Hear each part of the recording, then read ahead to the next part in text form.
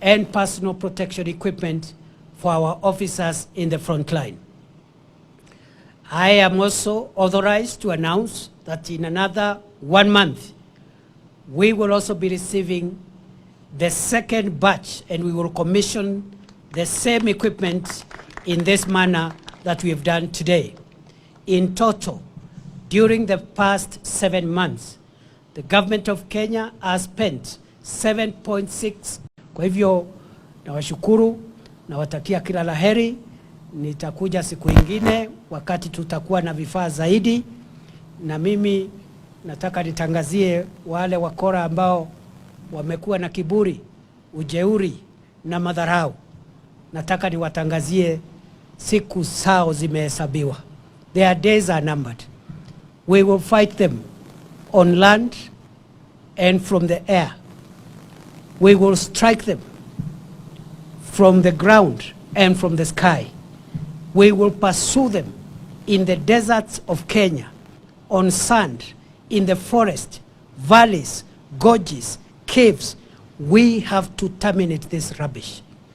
Hatuwezi kukubali nchi yetu iwe ni nchi ati kuna kona fulani wakora wameingia msituni ama wameingia katika pango na wanaumiza wananchi wakiwa pale. So we'll gazette new areas and we are going to come down heavily and painfully on all organized crimes that are terrorizing the people of Kenya. I am also in a position also to say that Operation Maliza Uhalifu will be extended to cover Isiolo, parts of Samburu East that were left out in the gazettement of 14th February 2023, as well as the grazing fields in Meru North. And very soon we'll be also extending the measures that are in place in the other 6 counties of Northern Rift Valley to these new areas. Going forward, I am convinced beyond doubt that the long-awaited solution by the people of Kenya to see a peaceful country, that moment has arrived and is here with us today. We are making it very clear, very clearly, very decisively, very deliberately. The days when armed gangs of bandits and cattle robbers kept on terrorizing and killing the people of Kenya, and sometimes even attempting to injure or to fire at our officers, that time is over. And the moment of liberating the affected communities has come, and the time is now. So what we are launching here today, what we are commissioning here today, is just the start of a very long and deliberate and expensive process to neutralize the threat of banditry, livestock rustling, and even the threat of terror. I want to thank you for your patience. You've been patient, even as we try to put together what you're seeing here today. Continue being patient because more is on the way. There's a consignment that we are going to be commissioning mid-April. Another consignment will be commissioned mid-May. And the other assets will be commissioned later this year. We will continue like this for the next 3-4 years until we are fully equipped to be able to deal with these criminals who have caused death and suffering of the people of Kenya.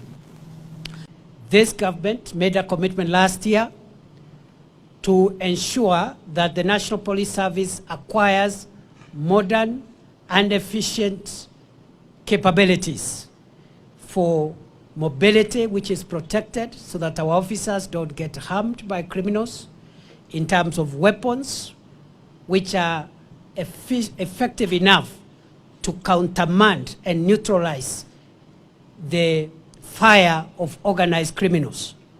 but also we are in the process and an advanced stage of also increasing our air capabilities, which includes armored and manned aerial vehicles and also gunship helicopters. And here today we are receiving the first consignment of MRAPs, that is the mine-resistant ambush-protected vehicles, as well as APCs. And there are also an assortment of sophisticated weapons and personal protection equipment for our officers in the front line. I am also authorized to announce that in another 1 month, we will also be receiving the second batch, and we will commission the same equipment in this manner that we have done today. In total, during the past 7 months, the government of Kenya has spent 7.6 billion Kenyan shillings in the police modernization program of our equipment. Moreover, the government has committed to continue funding this program for the next 3 years. And therefore, there is another 29.4 billion shillings which will be used to acquire even more equipment, more sophisticated and more devastating to the enemy. And therefore, I feel that this is a very proud moment for us, and I really want to congratulate the teams that helped us through the inspection process, through the procurement process, through the delivery process.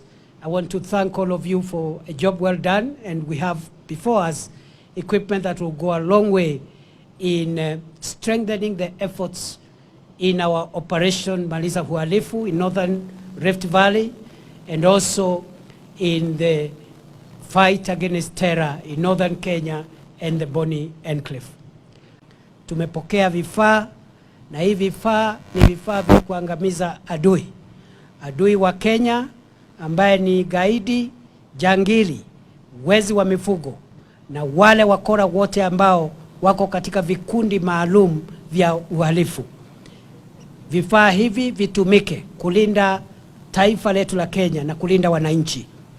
Askari ofisa wowote ambaye atapewa usukani wa vifaa hivi, ikiwemo bunduki, ikiwemo vifaa vya vile vingine ambavyo tuko navyo na mabomu, vifaa hivyo lazima tuvitumie kudhibiti usalama wa taifa letu. Na msikubali gaidi, mhalifu, haramia, mwizi wa mifugo kuangusha mwananchi ama kuhujumu afisa wa usalama. Kama uko na hivi vifaa, lazima umuwai kwanza kabla yeye hayakuwai. You must get him before he gets you.